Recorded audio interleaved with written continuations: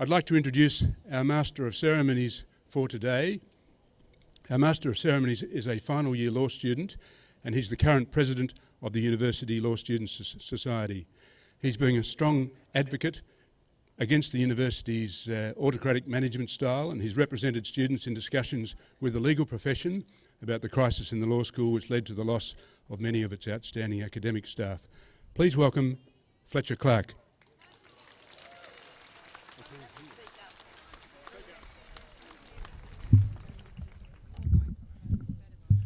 Can you hear me now? Is that better?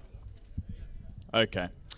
Well, I'd like to begin by acknowledging the Muminina and Palawa peoples today, the traditional owners and custodians of this land upon which Parliament House was built, and I'd like to pay respects to elders past, present and emerging. I would just like to say a couple of things before I introduce the speakers today. The first is, and as it goes without saying, be respectful and courteous, and that this event will be live streamed and that there is a media presence here today. And I'd just like to say a few words before I introduce the rest of the speakers. The University of Tasmania, like other universities in this country, is an institution in crisis. The city move is the clearest example of this.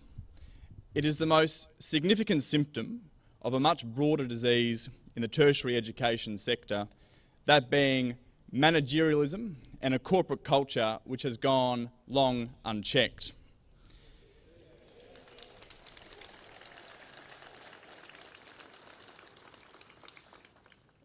The city move is not about education, it's not about accessibility, it's not about facilities that are so-called fit for purpose, even though they won't be. It is about downsizing the only university in this state to cut costs for the endless pursuit of what the university thinks is efficiency. What this means is that it will have dramatically less space for teaching and research. It will be used as a pretext for greater online learning. It will have negative impacts on interdisciplinary interactions, and it will be the final nail in the coffin for campus life, which the university's management has consistently, long before these plans, has sought to undermine.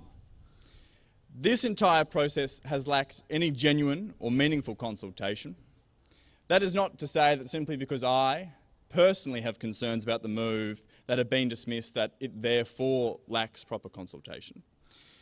It has lacked proper consultation because the decision has already been made, and it was always going to be made long before students, staff and the wider community could have any say or input and contribute their thoughts that would actually be considered by the university.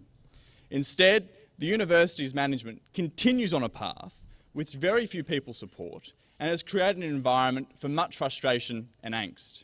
I encourage you, for the sake of our education and for the sake of education of students for generations to come, to vote no.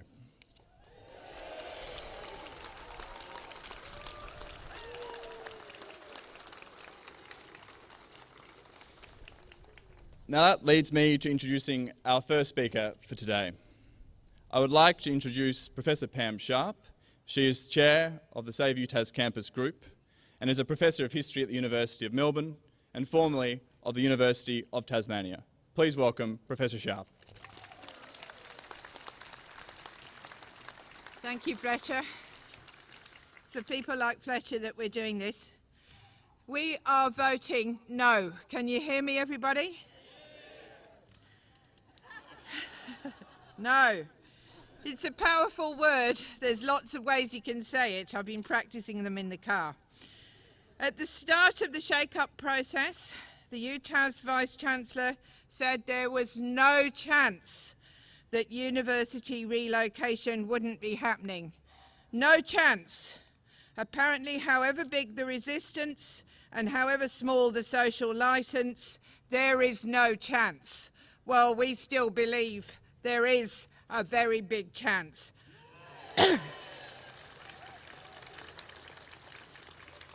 We are voting no. Do we want our public assets sold off? No. Do we want risky investment of taxpayer money? No.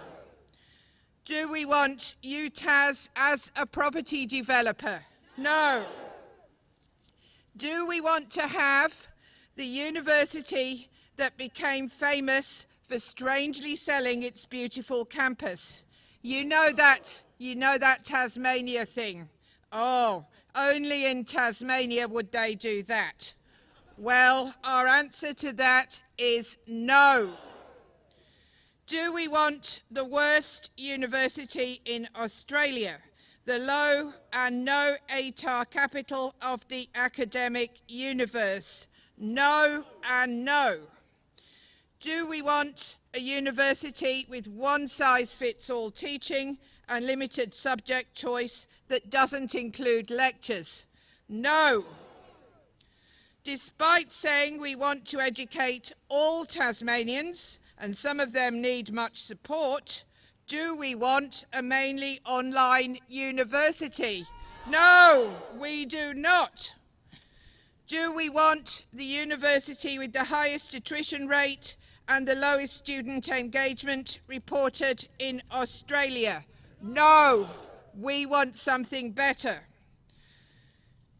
Do we want boring office blocks as classrooms or more black towering buildings? No, we say no. Do we want to study in a building that is so unsuitable it needs an $86 million refit before we even start, bringing the total cost of the building to over $107 million? No. Do we want UTAS with unsustainable debt due to risky financing of relocation, resulting in more cutting of staff and student choice? No. Do we want to demolish recently built and refurbished parts of the Sandy Bay campus? No, of course we don't. Do we want a taxpayer spend of well upwards of $1 million on advertising to defend what a trusted institution, a university, is doing? No, that is just what UTAS have done with the Watkins advertising campaign. Do we want the university to be run by management consultants with experience in spin and corporate values? No, we want higher education. Do we want a university that is a law unto itself and needs to justify its direction and expenditure to no one? No. Do we want a university where the law school has to be rescued by the Law Society and the most eminent lawyers in the state? No, we do not. Do we want a university scattered across the city with no community hub, increasing mental health issues and loneliness? No, we are voting no. Do we want students seen increasingly as customers, paying more for car parking if they can find it, sports clubs, and everything they need to do? No. Do we want a university that is so secretive and without accountability that no one can access their governing body's information, even under right to information? No, we do not. And finally, do we want a university so riddled with bullying and non-disclosure agreements that only a few can claim they have a decent working environment? No, we are voting no. Save UTAS Campus have put a giant spotlight on the university through research and by educating people. Now a gigantic question mark hangs over UTAS. As chair, I am so proud of what we've achieved over the last year.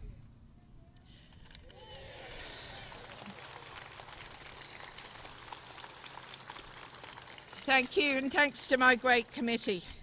We want a university that is a credit to Tasmania. We want a university that serves the community and has a national and international reputation. We want a university that brings back education to the heart of what a university is about and reflects all that is curious and inspiring about Tasmania. We do not want a shoddy little degree factory on the side of a shiny UTAS Properties Pty. We are voting no.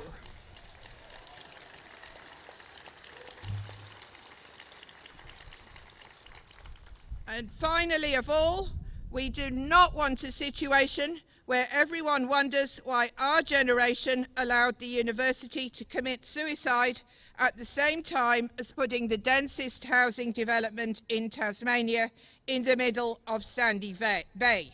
So, I say, vote no. Vote no.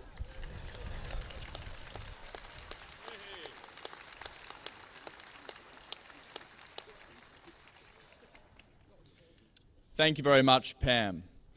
Our next speaker is Andrew Wilkie.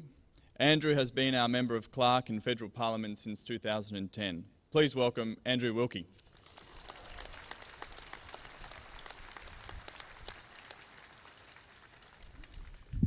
You know, it's been very interesting to observe how, as time has gone by and as people have learned more and more about the proposal to relocate the university, the more time that's gone by, support for the proposal has gone down. And that's been my personal journey as well. You know, when this first popped up on the radar years ago, I was rather attracted to models like Oxford University in the United Kingdom, examples like Adelaide University in South Australia. They seem to work pretty well. So a lot of people were pretty open-minded about this, myself included. But of course, for all of us, we all felt that any support had to be contingent or was contingent on all reasonable community concerns being discovered, being explored and being addressed. And of course that has not happened. And that's one of the main reasons why people should vote no over the next 2 weeks, why I will vote no over the next 2 weeks. And of course there should not have been any work at all, no property should have been purchased until all of those concerns had been discovered, explored and addressed. And there should have been a proper, transparent, robust, trustworthy process. And there shouldn't have been even a whiff of conflict of interest along the way. But none of that has happened. None of it has happened. In fact, large chunks of the CBD were being bought up even before anyone was thinking about the relocation, to the point where now we wonder if it's a fait accompli. But I do agree with Pam, it's not a fait accompli. It's never too late to stop something that should be stopped.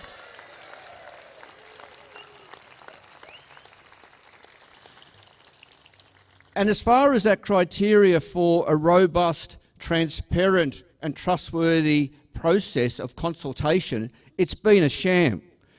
It's been a complete and utter sham, and for now to be, 80 people to be hand-picked, sounds like the Politburo, so that we'll canvass just their points of view, is nonsense. And as far as conflicts of interest go, I mean, it is an undeniable fact that the DAs are going to Hobart City Council, who will benefit handsomely from the enormous rates that will be earned on the Sandy Bay site. There is no way that Hobart City Council should be in a position to be assessing any DAs that are going to be created as part of this project.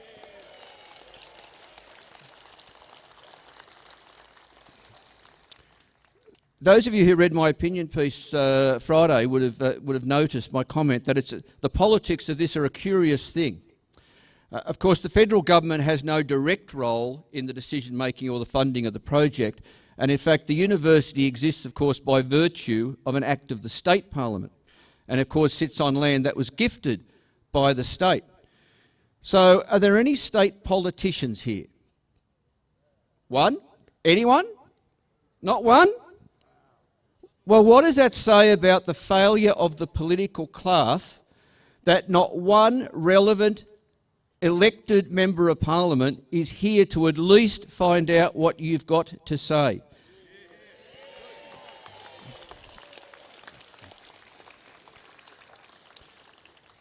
I do see a number of elected local government members, councillors and aldermen. I do see a number of people aspiring to be elected over the next 2 weeks. I think we all should look around and see who they are, and I think learning who these people are will probably influence who we vote for. I won't encourage you to do that. That's your decision who you vote for, but I'm certainly taking note of the candidates and the incumbents who are here today.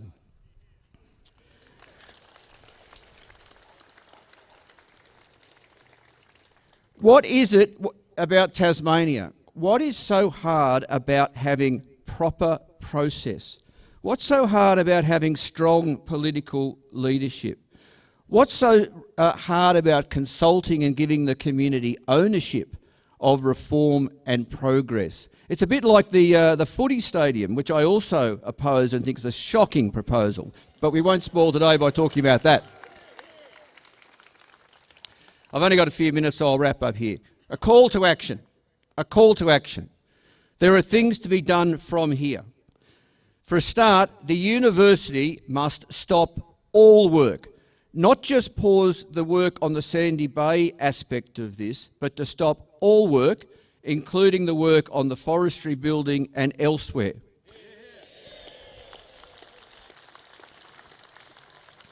And then I call on state politicians, I call on the state government, and excuse the expression, but to get off its arse and to establish a commission of inquiry into this whole proposal.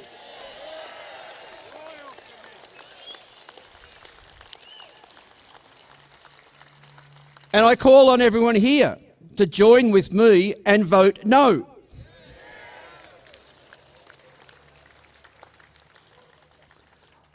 And I encourage all of you to meet with your state members of parliament and to tell them what you think about the proposal and what you expect of the state parliament. I want you also to meet with those aldermen and councillors who are elected in Hobart over the next 2 weeks and tell them what you think. And I call on the Legislative Council inquiry into the University of Tasmania Act to do your job, please. To do your job. Don't feel strictly bound by the terms of reference. Explore the whole issue. Go down rabbit holes. Subpoena the financials for the university. And to find out the facts of the matter. And what I will say, though, I'll give a shout out to the wonderful Rob Valentine and Meg Webb, because it's because of those two members of the Legislative Council that we have an inquiry. So good on those two. I'm hoping to get a vote no core flute to put at my house if anyone can give me one. Thank you.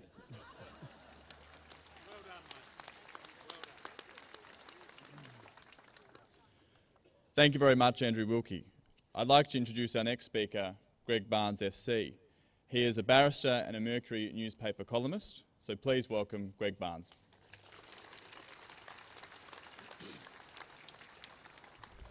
There are no doubt at the University of Tasmania courses taught in how corporations and how major institutions should deal with communities if they want to achieve what they set out to achieve, and that is to be part of a community and a responsible player in that community.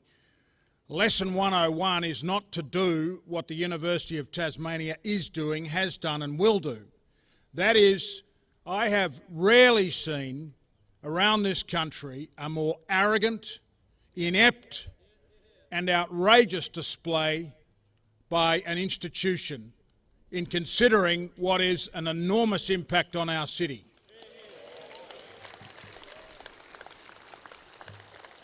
It's not just the fact that they don't listen and, as Andrew said, create a Politburo with the meaningless name the Shake-Up, which could only come from an advertising agency or a PR firm. But it's the fact that they spend obscene amounts of money on advertising and spin. Last weekend was the grand final. It was an extraordinarily boring game, but what was even more boring, but disturbingly so, was the bombardment of advertising from the Chancellor of the university, who said zilch in reality about what this move will do.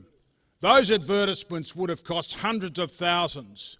So while this upper house inquiry is doing its job, let's subpoena the financial records. Let's have a look at how much has been spent on PR firms and advertising firms and consultants, much beloved of the current Vice-Chancellor, who's of course is ex-McKinsey's, where consultancy is the name of the game.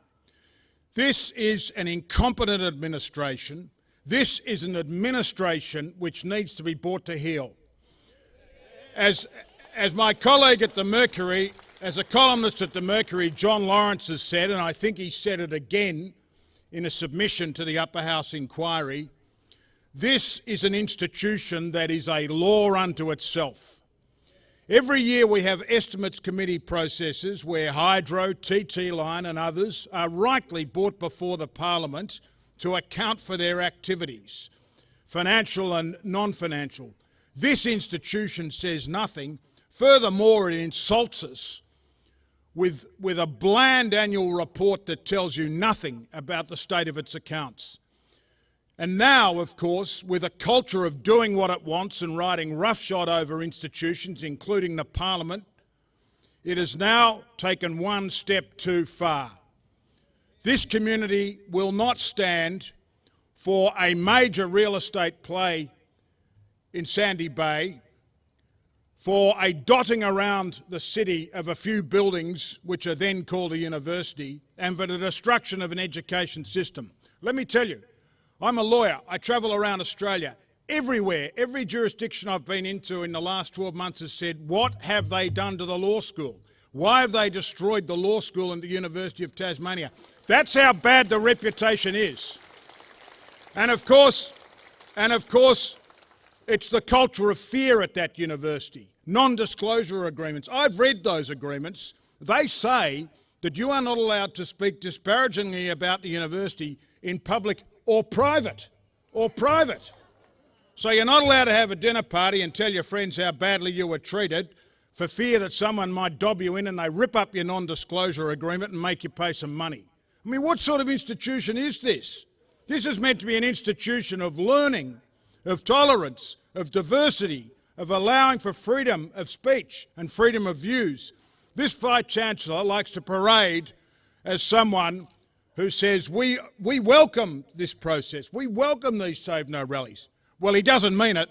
Let me tell you, he does not mean it. He does not mean it for one moment. This is spin and no more, and it is the worst type of spin you can get because it is fundamentally dishonest spin. And this community has an obligation to say, we've had enough of spin, we get enough of it here every day, it's bullshit and we're not going to take account of it, and we're going to say no and keep saying no until we achieve our aim.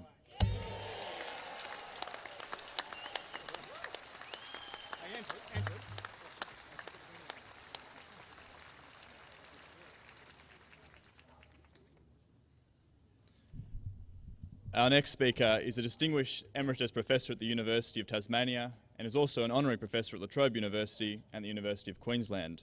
He is a Fellow of the Australian Academy of Humanities, a widely published philosopher with particular expertise in governance and ethics. Please welcome Professor Jeff Malpass.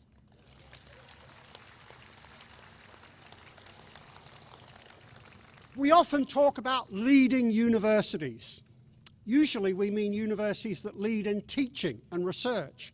The management at UTAS puts the university's emphasis elsewhere, by its own account on being the most sustainable university. But it leads in other ways too. It's the only university whose management has provoked what are effectively government inquiries into its operations, twice.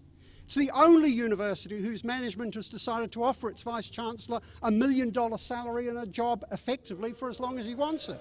It's the only university to have used its own public funds to pursue an aggressive electioneering campaign intended to affect a popular vote.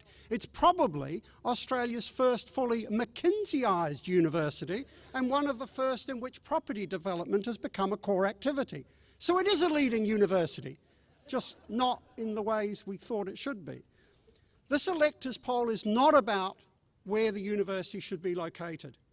It's about whether we have a university that leads not in these ways, but in the things that it was established for, in research, in the advancement of knowledge, in learning.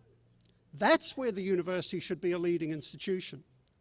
I've been involved in university decision-making over many years, and I've been close to many of those involved in the current decisions. I'm very aware of what goes on behind the closed doors of university meetings and offices.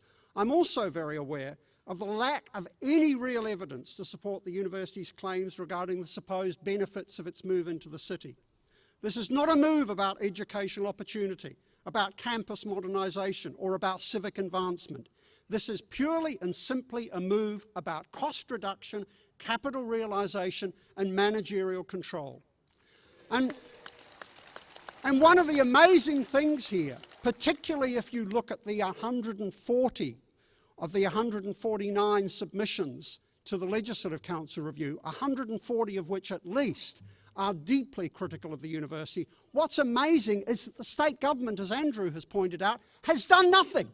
It sits on its hands, it keeps quiet, refuses to discuss any of these issues, and yet it's seen time and time again problems coming up with institutions, sometimes of the most catastrophic form, which have arisen simply because the state government prefers to turn a blind eye to problems that are put under its nose rather than to take action. It only takes action, it seems, when the smell has become so bad that the state government starts to think maybe its future is in jeopardy. We actually need a state government that intervenes and takes responsibility for the things that it's supposed to be responsible for, and that includes the university. So I would support Andrew's call for a commission of inquiry. I would support the idea that we need a premier who will actually take some notice of what's happening and start paying attention to some of the problems that are present before us now. Because you only need to look at some of those submissions to see that something is very, very wrong with the University of Tasmania.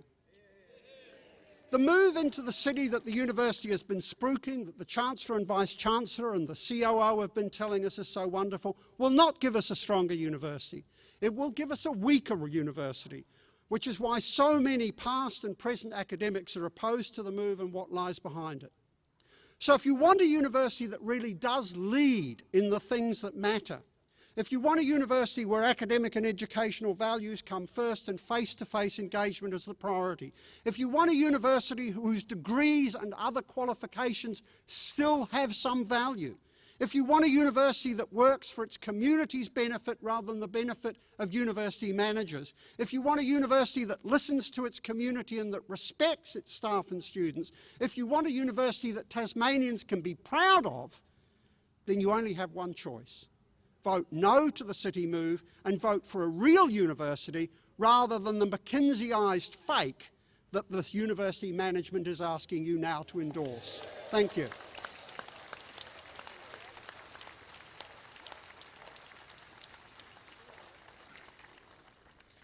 Thank you very much, Jeff. I'd now like to invite Amelia Flynn to come and speak with us. Amelia is a current undergraduate student at the University of Tasmania. She is doing a double degree in business with natural, environmental and wilderness studies. She is president of the Residential Student Club of Christ College, one of the residential colleges at the Sandy Bay campus this year. So I'd like to welcome Amelia.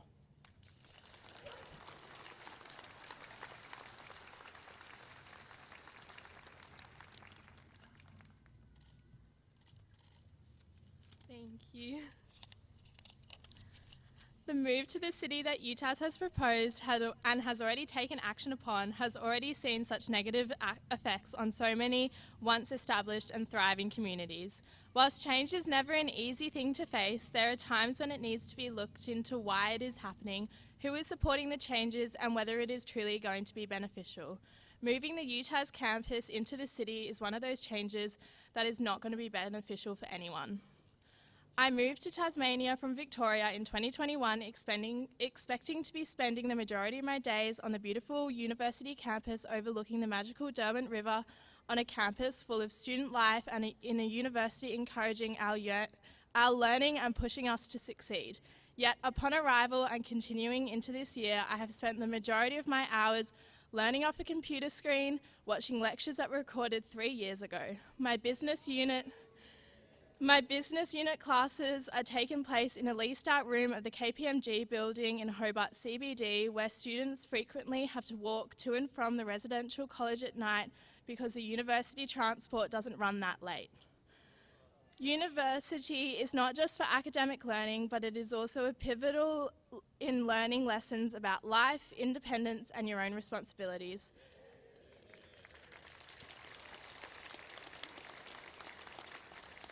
The move to the city, which is led by UTAS, has created a segregated community that puts some of the most vulnerable individuals in our community at risk. If we're not studying on campus, only having classes every fortnight, or in no university buildings at all, how is it that the university expects young adults to branch out and collaborate with other faculties and integrate with people of all backgrounds, even though this is a key value they seem to hold?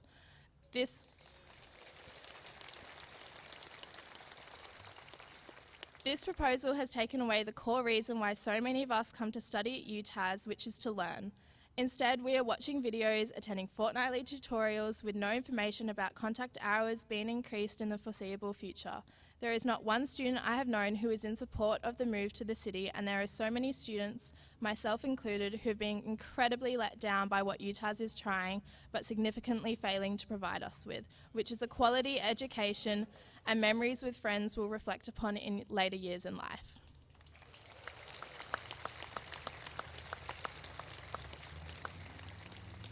I asked UTAS to consider whether they have consulted current students and communities, whether they actually want what they actually want, and are they focusing on creating a wonderful learning environment for us to immerse in, or one that looks good on a brochure.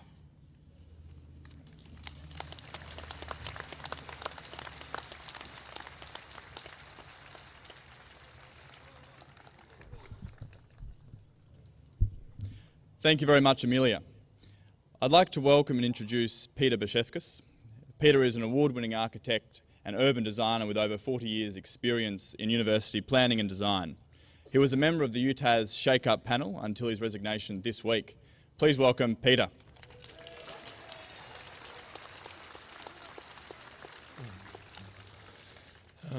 Thank you. Good morning. I propose to speak about some of the planning and design issues associated with the proposed UTAS move to the CBD. I must confess I was a member of the Politburo, or the UTAS Shake-Up panel, which was established with the stated intent of involving the community in the development of the CBD move. However, it became clear it is just a public relations exercise, allowing insufficient time for proper analysis of a complex and controversial project worth over $1 billion. We were not provided with any meaningful way of contributing to the project. Instead, we were involved in discussion of general goals and aspirations, which would apply to any project, anywhere, and which were already raised in the previous community engagement sessions 3 years ago. We were told that all our questions would be answered. This has not occurred. We asked to see the latest version of the CBD master plan and plans of the various precincts. None of these have been supplied, even though the university has already spent millions on planning and design consultant fees. We asked what UTAS's contingencies plans were if the application to have the Sandy Bay campus rezoned was refused and there were no funds for redevelopment in the CBD. There has been no answer. We were told that there was a need to actively engage with all three levels of government with regards to improvements to public transport, the greening of the city, and overall urban strategies. However, panel discussions did not include any government representatives, not even the Hobart City Council. The university's planners and architects, who were supposedly meant to benefit from our input, were also not represented. We were limited to engaging with the UTAS public relations team. I have recently resigned from that panel, as have others. Thank you.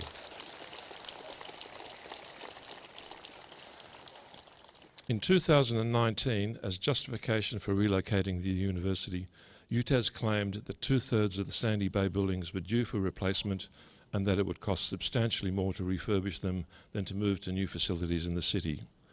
However, in 2018, UTAS had prepared a confidential internal report on the condition of these buildings, which actually contradicts this statement. The report identified that 65% of the buildings were actually in relatively good condition and the remainder could be easily refurbished, and that the cost of refurbishment would actually be significantly less than that of building new facilities.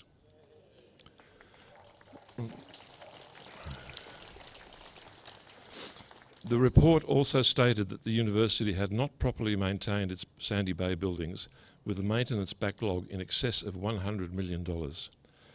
These basic maintenance costs could have easily been met if UTAS had not diverted so much money to CBD real estate purchases, design and management fees, and an expensive public relations and marketing campaign.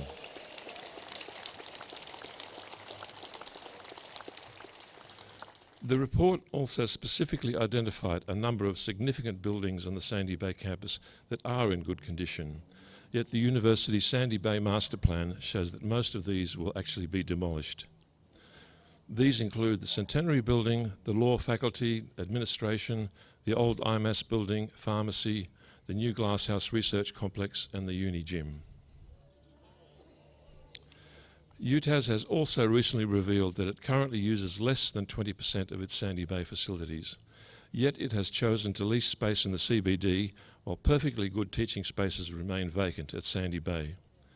Is this an attempt to justify and accelerate its CBD move? Yeah. The proposed new facilities in the CBD will not be fit for purpose as claimed by UTAS. Staff and students have not been involved in the design of the new buildings. For example, the forestry building, which has already been designed, has been damned by law students and staff as being totally unfit for purpose and will only have approximately 1/3 the space of the recently refurbished law faculty buildings at Sandy Bay. The proposed STEM building on the old K&D site, which aims to replace the existing science, chemistry, geology and engineering facilities, also has not had any input from its users and appears to be less than half the size of the existing Sandy Bay buildings. These STEM facilities are planned to be co-located with commercial and community facilities. In effect, this will mean siting industrial-scale workshops, destructive materials testing, chemical laboratories, massive water tanks, storage of hazardous materials, fume extraction systems, and delicate instrumentation on floors directly above active community uses. It just doesn't make sense. And the question needs to be asked, are these functions actually appropriate in a CBD location? No. Questions have also been raised as to whether this downgrading of facilities will mean that the various STEM courses may not actually qualify graduates for professional accreditation. UTAS itself has admitted that its recently constructed CBD accommodation buildings have not worked well and do not contribute to the city streetscape. That's not a good indicator of what to expect from any future UTAS city buildings. The proposed move to a disconnected collection of CBD buildings with no real motive apart from financial gain, with no transparency or accountability, will cost close to $1 billion and will involve the destruction of a once vibrant institution on a beautiful and uplifting campus. A campus that has space for expansion, capacity for co-location with industry partners, and potential for new and innovative approaches to education. A campus that offers a future which is so much more than that provided by a shift to the city. So I think I'll vote no. Thank you.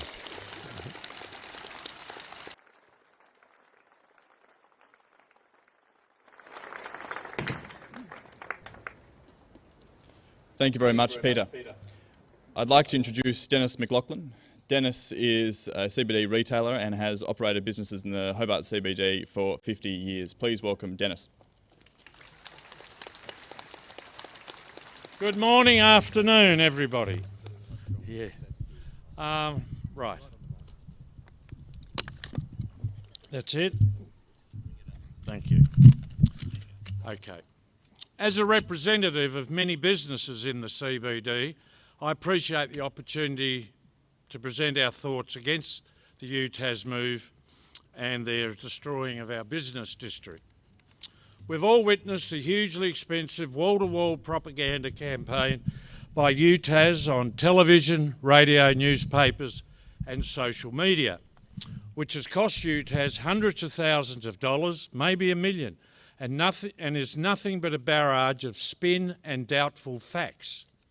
With the mainland-based Chancellor flown in to spruik the spiel, it is a pity she didn't fact-check the script she was handed, as the script is full of misinformation, falsehoods and made-up figures and numbers. Very much like the UTAS development application to close Melville Street and remove our customers' on-street parking and prevent their access to our shops. Now let's look at the claims she made in this TV advertisement. One of the claims made is that the staff will spend $15 million a year in the CBD. We say, so what? $15 million is about 4 days' turnover of the CBD. But what would these people know? And also, as the uni's 5 minutes away, we'll probably find half of that $15 million is already being spent. So it's not a very good net gain.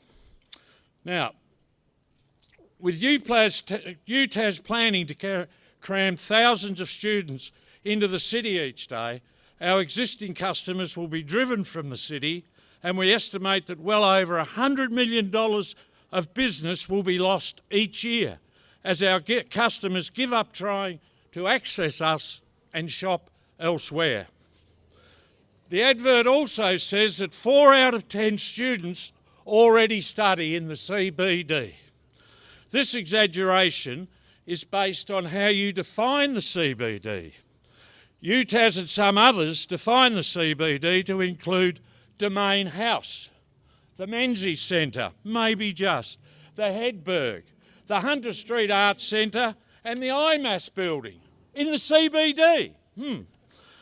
I don't consider these buildings are in the CBD, and the real number of students in the real CBD is more like 1 in 10, and it appears that these students have been rushed into rented commercial accommodation office spaces in the Vodafone and KMPG building, I believe to try and make it look like it is too late to stay in the bay.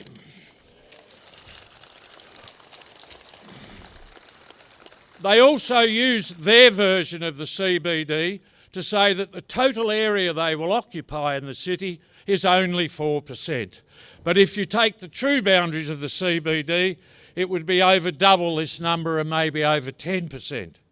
But the most laughable exaggeration in their spinfest, and I quote, there will be 425, not 24, fewer cars on the road each day because we know our students and staff based in the city drive less. What abject nonsense. How could anyone know this number? It is just typical UTAS. Pluck a number out of the air and claim it's true.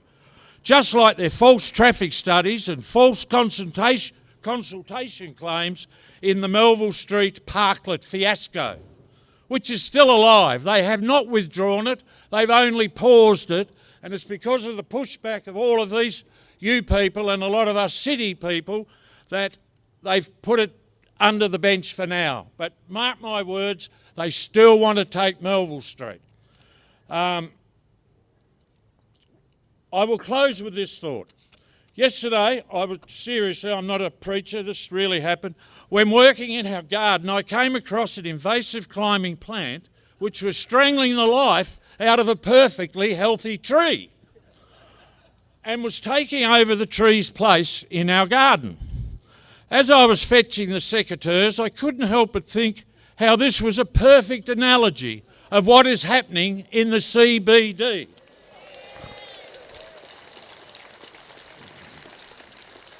We have a healthy central business district with an exciting future as tourism and inner city living is increasing post-COVID. But the UTAS move will slowly choke us and block our customers from nourishing us. Could the people in this House please fetch a set of secateurs to save the CBD and keep UTAS in Sandy Bay? I would also like to thank Rob Valentine and Meg Webb for sponsoring the inquiry. Let's hope it leads to a Royal Commission.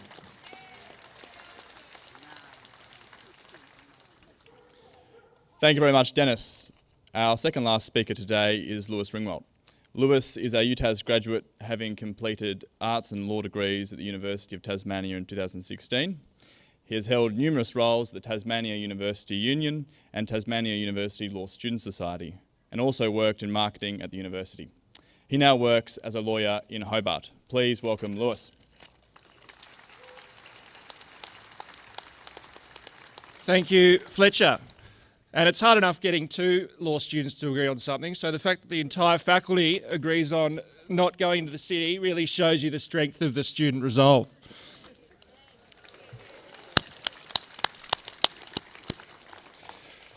This proposed city move is at once both a symptom and a cause of a lack of investment in teaching and research and students themselves, and a university administration forgetting about its core function. When I was at university, the nature of the Sandy Bay campus provided a quality opportunity to participate in events, both educational and social. As a student from Dodgers Ferry and the first in my immediate family to go to university, the collegiality of the Sandy Bay campus, the social aspect of on-campus learning, and the location of the university itself kept me at university.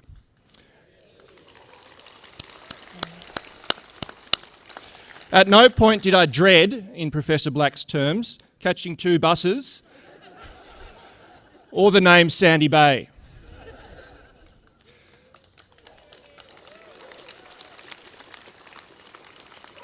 The experience that Sandy Bay campus provides is like no other.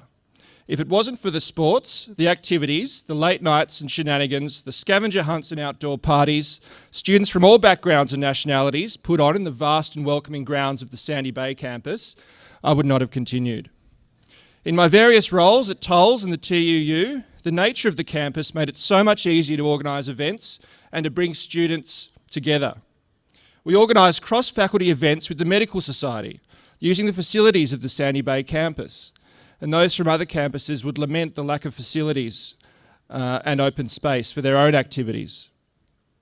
The city move will quite literally cement a lack of space and a lack of engagement for staff and students, as administrators, marketers and planners forget what makes the heart of a university tick.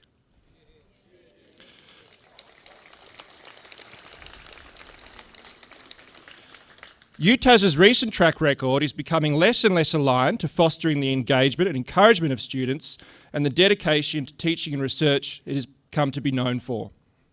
It provides a circular and reverse engineered justification for moving into the city, as it has contributed in a large part to the gradual degradation of student life at the Sandy Bay campus by forgetting to invest in the student experience and the built environment at the campus.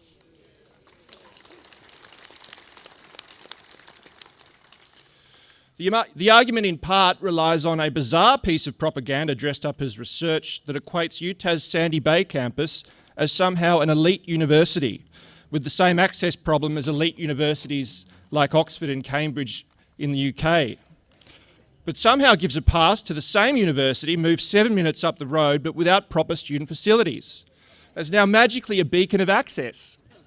This is so desperate and ludicrous that it by itself reveals that UTAS have not put any proper thought into the well-being of students in the City Move plan.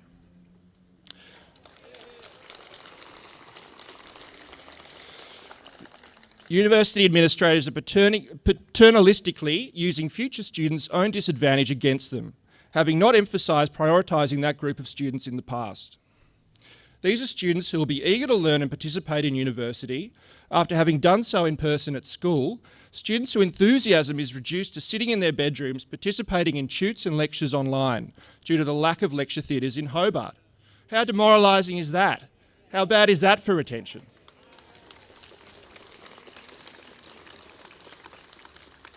Access to a full and satisfying on-campus experience is crucial to local student retention and more important than the extra 7-minute distance from the uni to their house. The University of Tasmania has created opportunity for so many Tasmanians. The past and future prosperity of our state owes a large part to the university, and that is why it is so important to focus on the product, the students, the teachers, the research, the commitment to free inquiry, all the things that a university worth the name should embody. Recognising this and saving the Sandy Bay campus will go a long way to getting this right. And I encourage those that have had the benefit of the Sandy Bay campus as recently as I have to come out and fight for a better future for students at UTAS by supporting the Save Sandy Bay campus movement and vote no. We won't have a second chance.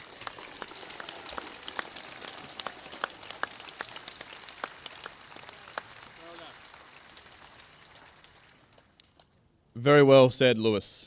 Our final speaker for today is Judy Tierney. Judy is a former ABC journalist and has been awarded the Medal of the Order of Australia. Please welcome Judy Tierney. Bring that mic down. They don't facilitate young, short people very often these days. Someone said to me today when I arrived that this is the first time they've been to a rally since going to a rally against the Vietnam War. And I think that expresses the depth of passion that we feel here today. This university leadership is shredding the soul and honour of the University of Tasmania. It's obliterating its purpose. It's fragmenting its community of students, swamped by the overloading of the mammoth imbalance between academic and administrative control. When did the university's core business move from academic rigour to property development? And who initiated that move? In 1951, the campus land in Sandy Bay could not be sold, mortgaged or otherwise disposed of. In 1992, all that changed, and a Liberal government amendment gave the University of Tasmania virtually complete freedom to do what it wants. Is that what you want? No. No and no. We want common sense to prevail. We demand accountability and transparency. We demand open governance. Taxpayer dollars, your dollars, are helping fund this unfathomable absurdity. How dare UTAS infiltrate our city with more traffic and false promises of renewal and commercial prosperity? This is a lie. This sense of entitlement is breathtaking. Your propaganda is so galling, you insult us.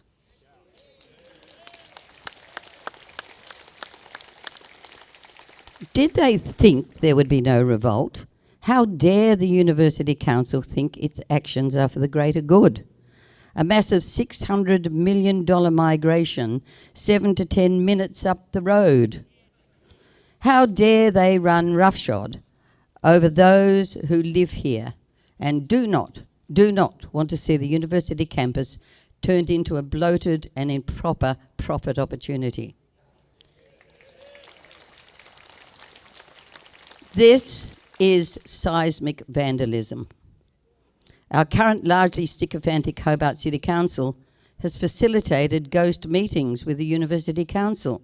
It's writ large, too many councillors have been in cahoots. In the impending election of councillors, vote only for those who say no to the university's plans.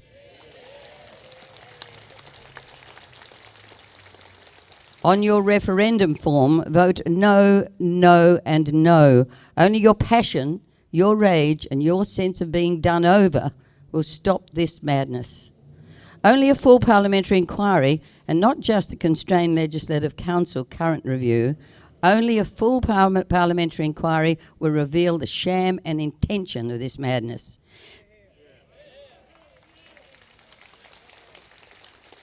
This government has remained silent on this issue because it sees no benefit in becoming involved. Instead, we get the bread and circuses of a football stadium, shrouding the increasing alarm over the university's intentions. Get a grip, Mr. Rockcliffe. Do not hide behind the appalling University of Tasmania Act of 1992. The Act must be amended.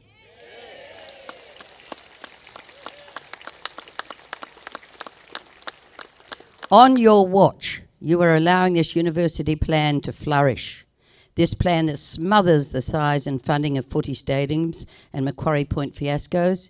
It is a multi-billion-dollar business project.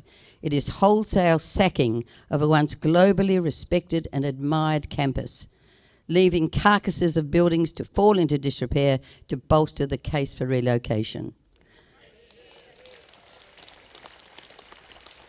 Please, Mr. Rockcliffe, do not turn a tin ear to the voice of the people who oppose this audacity. Do not turn a tin ear to the mood of your constituents, appalled and dismayed by the university's disrespectful and monumental heist. All of you here today, strike the first blade from tomorrow and vote a no, vote a no, and vote a no on your Hobart City Council referendum form. Thank you.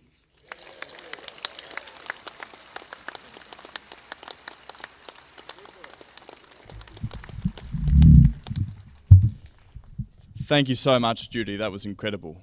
That concludes today's rally. And remember, everyone, thank you so much for coming, and vote no, vote no, vote no. Thank you very much.